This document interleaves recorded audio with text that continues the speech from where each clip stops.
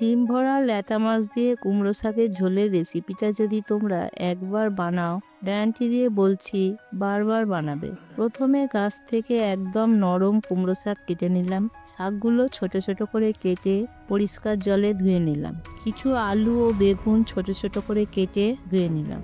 গ্যাসে একটা কড়া বসিয়ে তেল দিলাম। তেল গরম হলে 5 ফোড়ন দিয়ে আলুটা লাল করে ভেজে তাতে বেগুনগুলো দিয়ে ভালো করে ভেজে নিলাম।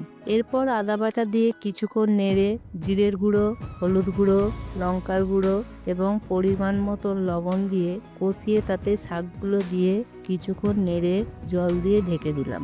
10 মিনিট পর ঢাকনা খুলে নেড়ে আগে থেকে ভেজে রাখা ডিম ভরা ল্যাটা মাছগুলো দিয়ে নেড়ে ঢাকা দিয়ে কিছুক্ষণ ফুটিয়ে নিলেই রেডি ডিম ভরা ল্যাটা মাছ দিয়ে কুমড়ো শাকের ঝোল। এই রকম পুষ্টিকর এবং নতুন নতুন রান্না দেখতে চ্যানেলটিকে সাবস্ক্রাইব করো এবং ভিডিওটিকে লাইক করে দাও।